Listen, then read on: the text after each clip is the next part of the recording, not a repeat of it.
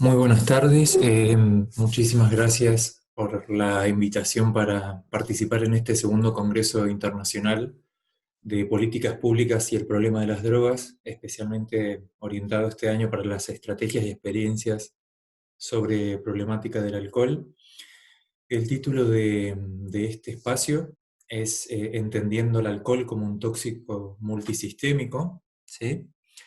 Y para ir empezando con esto, primero vamos a hablar de algunos números y disculpen que arranque con algunos números que a veces pueden ser pesados, pero es importante para poder comprender el por qué se está priorizando este año también como temática la problemática del consumo de alcohol dentro de todas las sustancias psicoactivas que hay.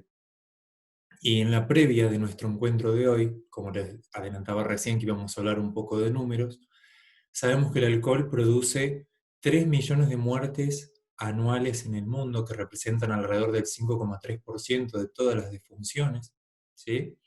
Que es el factor causal de más de 200 enfermedades y distintos trastornos, 5% de la carga mundial de morbilidad y de lesiones, y que también es causa de función y discapacidad de edades tempranas. Alrededor del 13,5% de las muertes entre 20 y 39 años tienen relacionado el alcohol como base de la defunción, o relacionado de algún tipo, de alguna manera con la defunción. El alcohol está relacionado a trastornos mentales y comportamentales y de traumatismos, esto ya lo sabemos. Aumenta la incidencia de enfermedades infecciosas como tuberculosis, VIH, SIDA. También está relacionado a pérdidas sociales y económicas para las personas y para la sociedad en su conjunto, y a distintas alteraciones maternas, fetales e infantiles, ¿sí? Como podemos ver en este informe sobre la situación mundial del alcohol y la salud de 2018 de la Organización Mundial de la Salud, vemos que los años de vida ajustados en función de la discapacidad atribuibles al alcohol, tenemos con una gran predominancia aquellas enfermedades relacionadas con traumatismos involuntarios, como ven acá en este color azul oscuro, y a los traumatismos intencionados en este color violeta, ¿sí? Y lo que podemos ver también en este gráfico es que independientemente de los ingresos, ¿sí? Independientemente del nivel socioeconómico de la persona, en todos los grupos se encuentra predominando lo que son lesiones externas, ¿sí? Traumatismos, tanto involuntarios como voluntarios, ¿sí? O intencionados. Y tal es la importancia de la carga mundial de enfermedades, de mortalidad debida al alcohol, que se incluyó como parte del Objetivo de Desarrollo Sostenible 2030, el fortalecimiento de la prevención y el tratamiento de abuso de sustancias psicoactivas, ¿sí? Específicamente hablando de las drogas y del alcohol específicamente. Con lo cual, esta necesidad de hablar un poquito primero de números era muy importante para que veamos que es un problema de magnitud mundial, ¿sí? Lo cual no deja fuera a nuestras provincias de Neuquén y de Río Negro. Como podemos ver en esta diapositiva, Neuquén se ubica tercera en el país en cuanto a prevalencia de consumo anual de alcohol, con un 74,6%, y Río Negro cuarta con un 74,2%, ¿sí? O sea, se encuentran ambas provincias entre las primeras 5 jurisdicciones de nuestro país con mayor prevalencia de consumo de alcohol por año.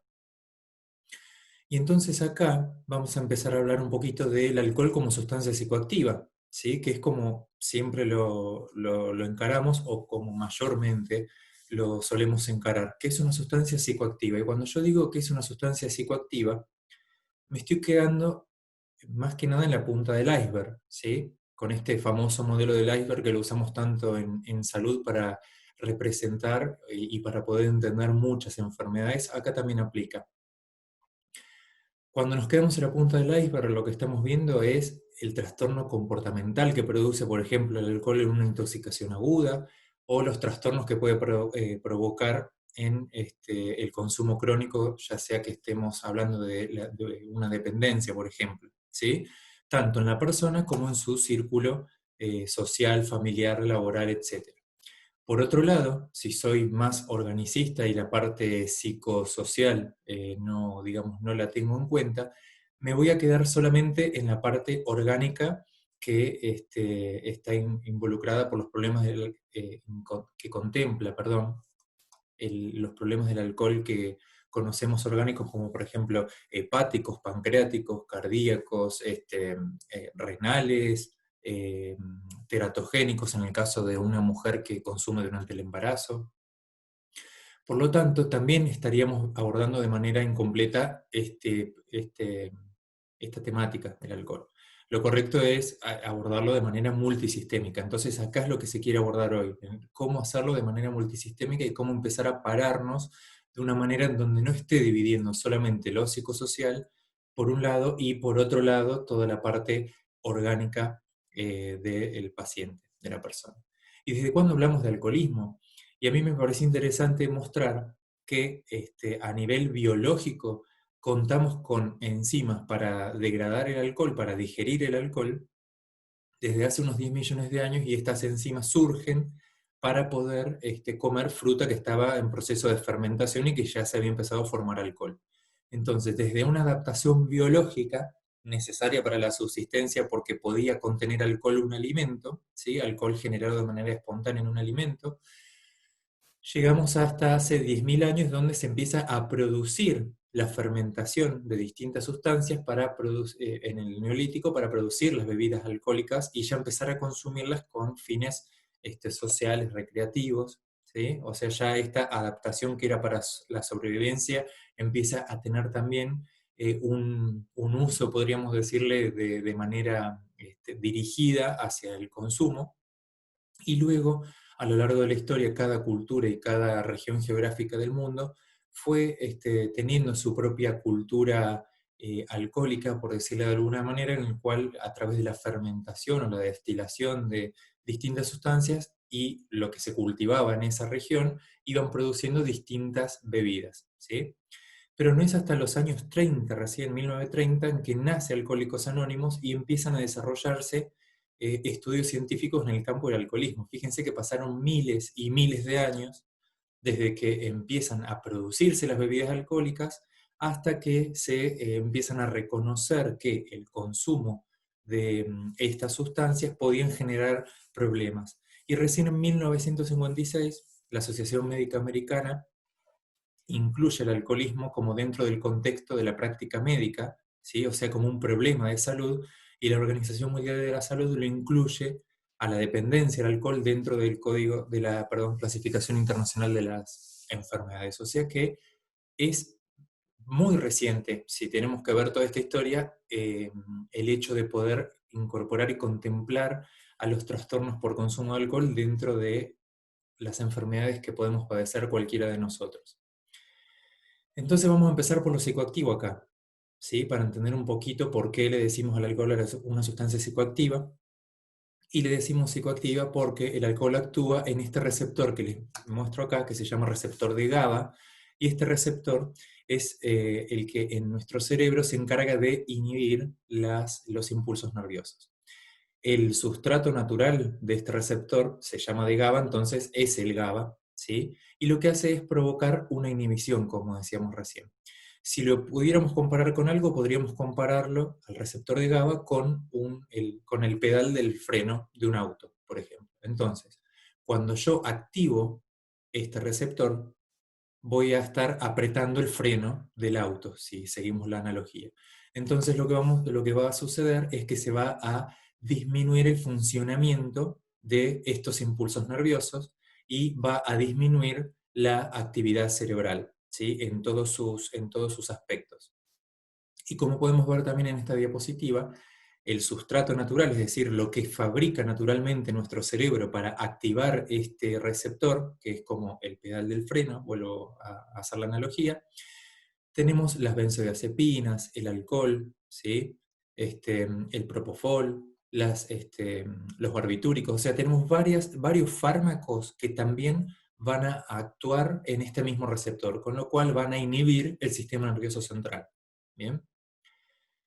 Clínicamente, cuando se toma alcohol y se empieza a transcurrir en lo que es la intoxicación alcohólica, vamos a tener inicialmente una respuesta paradojal, ¿sí? Que hay desinhibición, locuacidad, la habilidad emocional, pérdida del autocontrol. ¿Y por qué se llama paradojal? Porque precisamente acabamos de explicar que el alcohol lo que hace es aumentar la inhibición, es decir, apretar el freno del cerebro, ¿sí? Frena nuestro cerebro. Entonces, inicialmente la persona está desinhibida, por eso se llama paradojal. Y esto sucede porque la respuesta inicial es inhibir la inhibición. Entonces, como se inhibe la inhibición, el resultado transitorio es una excitación, una estimulación. Por eso se llama paradojal.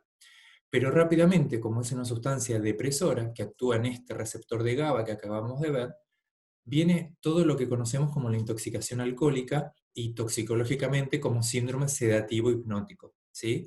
La persona va a tener distintos grados de inhibición del sistema nervioso central y además vamos a tener, por ejemplo, rubefacción facial, diaforesis, taquicardia, hipotensión arterial, hipotermia, vamos a tener vómitos, incoordinación muscular, midriasis, visión borrosa, diplopía, ataxia, bradilalia, disartria, bradipsiquia, ¿sí? Agresividad, desorientación, coma. Fíjense que todo esto está principalmente dirigido a los efectos psicoactivos del alcohol como sustancia, y también vamos a tener otros efectos del alcohol como sustancia y de su acción sobre el receptor de GABA, y también vamos a tener otros efectos no GABA como la hipoglucemia, la acidosis láctica, la cetoacidosis, la pancreatitis, la hepatitis, ¿sí?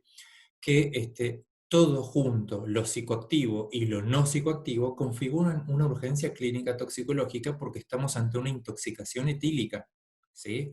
Y es muy importante empezar, o si ya lo hacíamos, continuar con la concepción de que es una urgencia porque la persona no solamente está pasando una borrachera, además está teniendo distintas alteraciones metabólicas que yo voy a tener que estar muy atento en la guardia o en el lugar donde sea que lo estoy atendiendo para detectarlo de manera oportuna y así hacer las correcciones correspondientes, las compensaciones correspondientes y los tratamientos que sean necesarios para esta persona, ¿sí? No es solamente pasar una borrachera, la intoxicación etílica. Entonces es muy importante que tengamos en cuenta esto. Si yo solo me quedo pensando, es psicoactivo, altera el comportamiento y nada más, me voy a estar perdiendo todo lo orgánico que le puede suceder a esta persona y que puede poner en compromiso su vida. Pero vamos a hacer un poquito más con lo psicoactivo. Y les quiero hablar un poquito del centro de recompensa. El centro de recompensa es un área muy primitiva en nuestro cerebro, ¿sí? Cuando digo primitiva me refiero a que evolutivamente es muy primitivo, ¿sí? Lo tenemos hace miles de años en la cadena evolutiva, y es un área que funciona solamente mediante dos tipos de estímulos y respuestas. ¿Y por qué es primitivo y es importante recordar esto? Porque esta área cerebral, que es muy profunda en nuestro sistema nervioso central, no está influenciada por la voluntad, por nuestros hemisferios cerebrales, ¿sí? No tiene posibilidad de control consciente. Esto ocurre de manera automática y tiene dos finalidades, como les decía recién. Cuando un estímulo es desagradable o lo percibo como peligroso, funciona como una luz de alto para escapar de ese estímulo, ¿sí? Para la supervivencia, básicamente. Entonces yo, si detecto que algo es peligroso, pone en peligro mi vida o pone en peligro a la especie, yo voy a intentar eh, evitar ese estímulo desagradable o peligroso, como decíamos recién. Mientras que por otro lado, si algo lo percibo como positivo, agradable o placentero, voy a captar la señal de que esto yo lo necesito para seguir viviendo o lo necesito para perpetuar la especie. Por lo tanto, voy a tener de manera inconsciente, insisto con esto, y automática, el intento de búsqueda de esa sustancia agradable o placentera porque la capto como si la necesitara para sobrevivir. Esta señal positiva, agradable, placentera está dada por la dopamina, y la dopamina es muy importante que recordemos que se libera siempre en todas las sustancias psicoactivas, ¿sí? En el consumo de cualquiera, ya sea que consuma alcohol, que consuma cocaína, marihuana, tabaco, ¿sí? En los consumos sin sustancias como el juego, internet y otras cosas, se genera esta sensación de placer en un área que no tiene acceso al razonamiento. Entonces, si yo no estoy muy presente y muy atento desde mis hemisferios, que son las áreas, digamos, voluntarias donde yo puedo planificar, programar, tomar decisiones, esto va a empezar a funcionar como funciona desde hace miles de años, ¿sí? Por positivo o por negativo. Desagradable, alejémonos, no lo hagamos más, sobrevivamos. Positivos, sigamos haciendo eso, vayamos por este camino porque es placentero, y si es placentero, lo necesito para la vida, ¿sí? Para sobrevivir. Ese estímulo se va a estar liberando siempre. Entonces, ¿por qué digo esto? Porque yo puedo tener una persona intoxicada con alcohol, que acabamos de contar cómo es el cuadro, una persona que puede tener distintos grados de depresión de la conciencia, ¿sí? Y también puedo tener al lado una persona intoxicada con otra droga, como por ejemplo la cocaína, que es totalmente opuesta a la intoxicación aguda. Lo veo excitado, puede tener conductas de agresividad, o sea, lo veo opuesto al del alcohol. Y en la base de ambas intoxicaciones agudas está liberándose también la dopamina, con lo cual crónicamente voy a tener en ambas sustancias y en cualquier sustancia esta liberación sostenida de dopamina. Y ahí me voy a lo crónico, ¿sí? Por eso les decía lo de la dopamina, y que lo recordemos para cualquier sustancia, no solo para el alcohol. Si nosotros pensamos nuestro cerebro como una serie de autopistas, ¿sí? Para poder entenderlo fácilmente, hacer la analogía, ya que veníamos hablando del freno, del acelerador y otras cuestiones, podríamos compararlo, por ejemplo, con esta imagen, donde de manera ordenada algunas señales van, ¿sí? Indicando que alguna parte del cuerpo realice una acción, ¿sí? Otras señales vuelven, indicando que esa acción ya fue realizada, ¿sí? Y así va funcionando de manera ordenada nuestro cerebro a través de los neurotransmisores que naturalmente fabrica nuestro cerebro para actuar en receptores que tiene nuestro organismo, ya sea en el sistema nervioso o fuera del sistema nervioso, en las terminales nerviosas del sistema nervioso periférico. ¿Qué pasa? Yo introduzco una sustancia psicoactiva, ¿sí? Que se empieza a mezclar y a interferir con estas señales naturales, y empieza a parecerse a esta imagen que descubrí recién. Tenemos en el medio de la autopista natural estas dos señales que intentan llevar adelante sus acciones naturales para las cuales fueron fabricadas y sintetizadas por nuestro cerebro, y yo pongo sustancias psicoactivas que, como no tienen su acción natural en las vías originales, empiezan a circular, y nuestro cerebro tiene que empezar a fabricar nuevas vías para recibir todos estos estímulos externos que no eran naturales, ¿sí? Pero que tienen acción también sobre nuestro sistema nervioso. ¿Qué pasa? Esto yo puedo un día dejar de consumir, ¿sí? Y pongo en reparación todas estas autopistas que se generaron aparte, ¿sí? Todos estos puentes, estos pasos a nivel, todo esto, es como si lo pusieran en reparación. Pero también llevemos la analogía a esto. Imagínense si fuera fácil, si sería fácil, perdón, de la noche a la mañana, todo esto que es hormigón, columnas, etcétera, tirarlo de un día para el otro. No, no sería muy fácil. Bueno, imagínense que todo esto son conexiones neuronales, dendritas nuevas, ¿sí? Axones, etcétera, que se fueron generando para sostener este influjo de sustancias exógenas que empezaron a aparecer, y que yo no puedo de golpe abrir cabeza, recortar las neuronas y las dendritas que se habían generado para sostener este consumo. Lo que hago con un tratamiento, con una deshabituación, es ponerlo en reparación, porque todo esto, que se llama cambios neuroplásticos, ¿sí? o remodelación cerebral, lo pongo en reparación, con lo cual si yo un día ya me encuentro en abstinencia, no en síndrome de abstinencia, o sea, en abstinencia, ya dejé de consumir alcohol, que es el tema central de esta charla, dejo de consumir, pero dejé el camino sin reparación. Yo vuelvo a consumir y rápidamente el alcohol pasa por acá, me tira todas estas señales de precaución de no usar estos caminos, y vuelvo a este sistema muy rápidamente, ¿sí? Y a veces mucho más rápidamente que lo que llevó, el tiempo que llevó en fabricarse desde estas vías normales hasta estas vías totalmente alteradas e intrincadas, donde se produce donde se puede sostener el consumo de alcohol, con un difícil retorno a la estructura totalmente original, ¿sí? Y acá vamos a hablar un poquito de la dependencia, que la dependencia está definida por la tolerancia y la abstinencia. La tolerancia es el fenómeno por el cual la persona va necesitando cantidades cada vez mayores de la sustancia para obtener el mismo efecto psicoactivo que tenía al principio de su consumo, cuando recién empezó.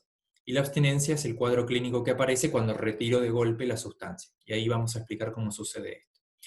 Habíamos dicho entonces que nuestro cerebro tiene receptores que tienen función de freno, que son los receptores de GABA, y obviamente si tiene un pedal como un auto, vuelvo al auto, si tiene un pedal que sirve de freno va a tener uno que lo acelere, ¿sí?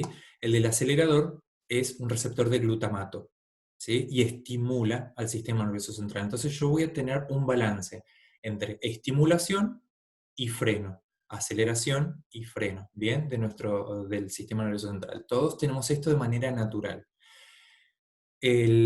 Habíamos dicho que la sustancia que nuestro cerebro fabrica para activar el freno se llama GABA, y la sustancia que fabrica para activar los aceleradores o receptores NMDA es el glutamato. Bien, si yo comienzo a ingerir una sustancia que estimula el freno de manera continua y sostenida, ¿sí? Es como si estuviera ingiriendo el GABA, la sustancia natural que fabrica el cerebro, pero en realidad estoy ingiriendo otras sustancias, como el alcohol, las benzodiazepinas y los barbitúricos. Entonces voy a estar mandándole a mi cerebro la señal de freno permanente. Si esto fuera así y el cerebro no buscara equilibrar nuevamente su funcionamiento, nosotros viviríamos dormidos o en coma, ¿sí? En el caso de que fuéramos consumidores crónicos de alcohol. Entonces, ¿qué empieza a hacer nuestro sistema nervioso? Empieza a hacer una down regulation, es decir, una regulación a la baja de los receptores de GABA, es decir, de los frenos, y empieza a fabricar más aceleradores, empieza a fabricar más receptores NMDA de glutamato, ¿sí? De manera que si la persona sostiene el consumo de estos frenos, entre comillas, exógenos, es decir, frenos que incorpora a través de la ingesta, esa persona puede seguir viviendo en un nuevo equilibrio, ¿sí? No es normalmente, pero es un nuevo equilibrio, porque si no veríamos siempre a los alcohólicos crónicos, los veríamos en coma y no es lo que predomina, ¿sí? Notamos la ebriedad, notamos distintos signos, incoordinación, cuestiones psíquicas que no vamos a abordar en este encuentro, pero no los vemos en coma todo el tiempo, ¿sí? Si los vemos ya sería una intoxicación aguda, que es lo que hablamos hace un ratito. ¿Y qué pasa si yo suspendo de golpe la ingesta de estos depresores exógenos, es decir, de estos frenos exógenos, ¿sí? Lo que sucede es que este cerebro quedó funcionando prácticamente con receptores de aceleración, porque los demás los había empezado a fabricar menos debido a tanta ingesta de alcohol o de benzodiazepinas, de barbitúricos, de un depresor. Y tenemos lo que se llama el síndrome de abstinencia, ¿sí? Que es un síndrome de hiperexcitabilidad. Entonces a estas personas yo les tengo que dar un tratamiento farmacológico, ¿sí? Benzodiazepina, para frenar este síndrome que puede ser muy peligroso y que puede tener una elevada mortalidad. Entonces, ¿qué factores influyen en el daño, en el daño por el alcohol? No solamente el volumen del alcohol consumido, que acá también me parece importante recordar que no es lo mismo tomar una cantidad de una bebida fermentada que una bebida digestiva que una destilada, ¿sí? Como vemos acá, va variando los porcentajes de alcohol, ¿sí? Las fermentadas tienen hasta el 13%, las aperitivas digestivas del 15 al 30%, y las destiladas del 30 al 50%. Obviamente son las que en menor cantidad de bebida alcohólica tengo una mayor proporción de alcohol puro, ¿sí? No solamente esto es lo que va a influir, sino también los patrones de consumo. Habíamos dicho hace unos minutos que tenemos una de las definiciones que más clásicamente se usan tanto por la CIA, tanto por la OMS, perdón, como por la American Psychiatric Association, es el uso, el abuso y la dependencia del alcohol. Y también hay otras definiciones que vamos a abordar alguna más importante, como el consumo de riesgo, perjudicial, dependiente, sí, el consumo episódico excesivo de alcohol o el binge drinking. Todo esto, como para poder unificarlo, lo vamos a hablar como las unidades de bebida estándar. ¿Y qué es la unidad de bebida estándar? Para hacerlo más fácil, de manera que podamos todos estandarizar lo que toma una persona, lo que consume una persona, es el equivalente a 10 o 13 gramos de alcohol puro, según la bibliografía puede variar, ¿sí? Pero entre 10 y 13 gramos de alcohol. Entonces, como podemos ver acá, una V, que es esto, la unidad de bebida estándar, son, por ejemplo, 250 mililitros de cerveza, o 125 mililitros de vino, o 60 mililitros de un coñac, por ejemplo, o 35 mililitros de un whisky. Entonces acá, fíjense la importancia, no es lo mismo decir, me tomé 3 cervezas que me tomé 3, ¿cómo se llama? Me tomé 3 cervezas que me tomé 3 whisky, porque va a ir variando la cantidad de alcohol. Entonces por eso se usa la V, y esto es lo mismo que decir los tragos, como vamos a ver ahora. Entonces, de los patrones de consumo también tenemos que va a variar según el género de la persona, y esto tiene una diferenciación debido a la capacidad metabólica, ¿sí? Del género femenino y el género masculino, va a ir variando según los gramos de alcohol diarios que consuma la persona. Y como yo les había dicho recién, vamos a detenernos un poquito más en binge drinking. ¿Y qué es el binge drinking y por qué es importante? ¿Sí? Fíjense que la definición para nosotros es el consumo episódico excesivo de alcohol. Se refiere a la ingesta de grandes cantidades de alcohol en un único episodio, en una única vez, ¿sí? Más de 5 bebidas de estas V que habíamos visto recién, estas unidades en varones, o mayor o igual a 4 bebidas en mujeres. Insisto que esto tiene que ver con la capacidad metabólica del sexo masculino y el femenino, por eso está dividido así. O lo que es equivalente a alcanzar alcoholemias en sangre de más de 80 miligramos de decilitro en el varón, o de más de 60 miligramos de decilitro en la mujer. Esto está asociado con la existencia de consumo de riesgo, también con abuso o dependencia en la edad adulta, con trastornos y síntomas del espectro depresivo ansioso, y estamos hablando, insisto con esto, de consumo episódico excesivo de alcohol, no estamos hablando de alcoholismo crónico, y entonces es fundamental recordar que sin ser el etilista crónico que todos tenemos representada la imagen, socialmente todos nos imaginamos a una persona crónica muy deteriorada, que consume crónicamente muy deteriorado, pueden ocurrir estos problemas debido al consumo episódico excesivo de alcohol. Otra vez ahí está la representación de lo que son los tragos. ¿Y quiénes hacen binge drinking? Disculpen. Fíjense que principalmente estamos hablando del rango etario de 18 a 34 años. ¿Y por qué es importante esto? Porque hasta los 19 o 22 años, ¿sí? 22, 23 años, se ha visto que continúan procesos de modelación de nuestro sistema nervioso central, de poda neuronal, que puede influir en las funciones cognitivas de nuestra edad adulta, cognitivas, psicológicas. Entonces, por eso, sin ser un alcohólico crónico, justamente la edad donde se está produciendo este fin del neurodesarrollo, por decirlo de alguna manera, o esta conclusión del neurodesarrollo, es donde más sucede este fenómeno del binge drinking, del consumo episódico excesivo de alcohol.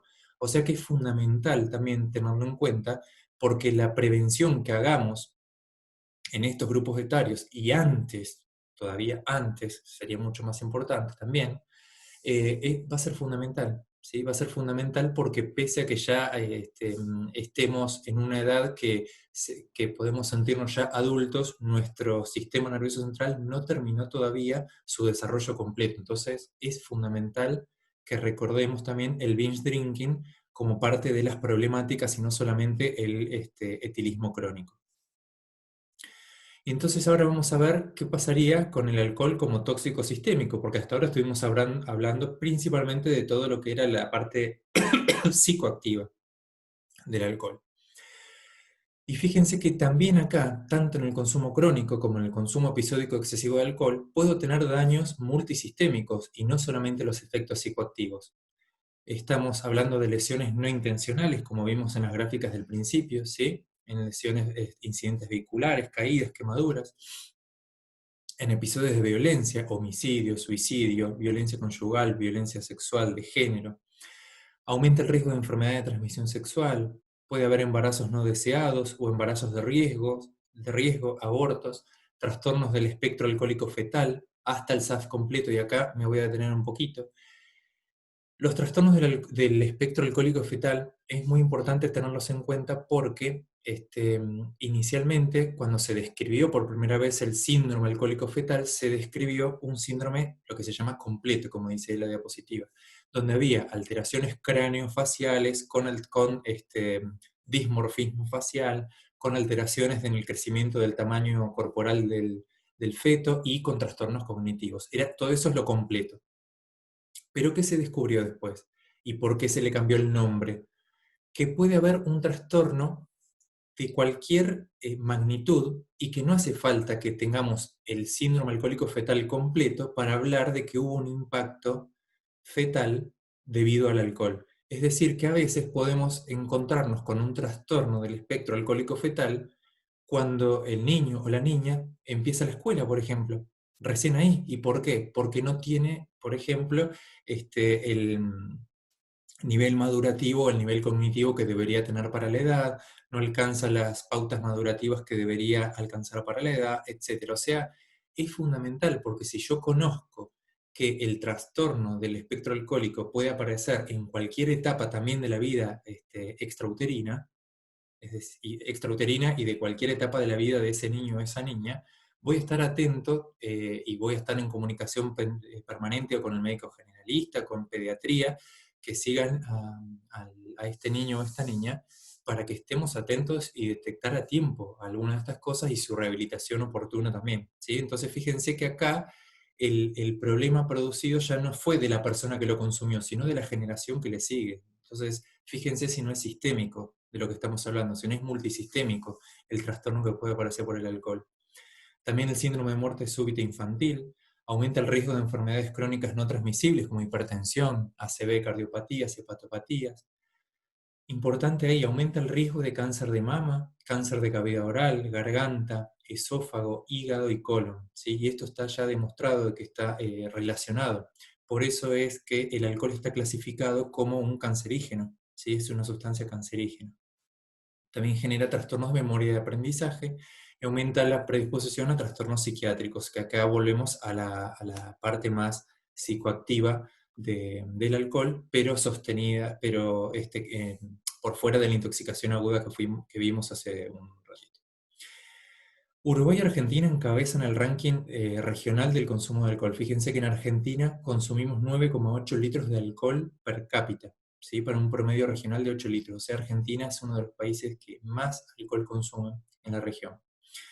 Y cuando vemos los datos de Cedronar 2017, vemos que la edad de inicio del consumo en nuestra población es los 13 años. O sea, si empezamos a enlazar todo lo que venimos hablando, y junto con el binge drinking y la neuromodelación, el neurodesarrollo que termina hacia los 22, 23 años, nos damos cuenta de que tener una edad de inicio a los 13 años y ser uno de los países que más consumen, y que nuestras provincias de Neuquén y Río Negro no están ajenas a esto, nos hace dar cuenta que lo sistémico también está hablando de lo social. Acá tenemos un problema que tenemos que abordar como sociedad entera. Ahí también tenemos representado lo multisistémico del alcohol generándonos un problema, y no solamente en el individuo que yo atiendo por una intoxicación aguda o en el contexto de un consumo crónico que está deshabituando. Aumenta la prevalencia de las enfermedades crónicas no transmisibles, como habíamos dicho, ¿sí? Que en América las más comunes son las cardiovasculares, cáncer, diabetes y enfermedades respiratorias crónicas. Aumenta los costos sanitarios, provoca efectos perjudiciales, tanto para la persona como para toda la sociedad, su familia, su núcleo social o familiar, y para la sociedad entera, ¿sí? Y como reciente evidencia de 2018, ningún consumo es beneficioso. Y acá me vuelvo a detener un poquito. Cuando hablamos en toxicología, cuando hablamos de sustancias que generen cáncer, que generen neurotoxicidad, que generen teratogenicidad, ¿sí? O sea, que generen daño en el embrión o en el feto, por lo general no vamos a encontrar nunca un umbral de seguridad, nivel seguro. ¿Qué significa esto? Que la ciencia no puede decirnos ninguna cantidad por debajo de la cual sea seguro consumir. Eso significa que ningún nivel es beneficioso. Es fundamental esto, porque entonces nosotros ahora no hace falta que todos seamos personal de salud para dar un consejo. Vamos a tener otros ojos, otros oídos para cuando veamos que alguien, por ejemplo, está embarazada y brinda, total, un poquito, no pasa nada. No, pero si yo ya ahora me enteré que no hay nivel de seguridad, ¿yo cómo sé que un traguito en un brindis no va a generar, tal vez no un SAF completo, un síndrome alcohólico fetal completo, pero algún trastorno cognitivo posterior cuando ese niño o esa niña empiece la escuela? No lo sabemos. No hay nivel de consumo seguro, ¿sí? Con lo cual es fundamental que recordemos este concepto porque hay ciertas cosas muy vulnerables, como por ejemplo el neurodesarrollo, que no tienen umbral de seguridad. Lo mismo el cáncer, ¿sí? Y lo mismo la teratogenicidad, el daño fetal. Entonces, si yo empiezo a pensar en consumo problemático, me acerca más a tener una visión multisistémica, y desde la ley 26.937 del 2014 se empezó a cambiar esta definición, ¿sí? De una manera más globalizadora. Entonces, los consumos problemáticos son aquellos que van a afectar negativamente, de manera crónica, la salud física o psíquica del sujeto y sus relaciones sociales, ¿sí? Se define eso por un lado. Pero a su vez también es muy importante recordar esto, que la problematicidad que afecta al menos un área de la vida de la persona, ¿sí?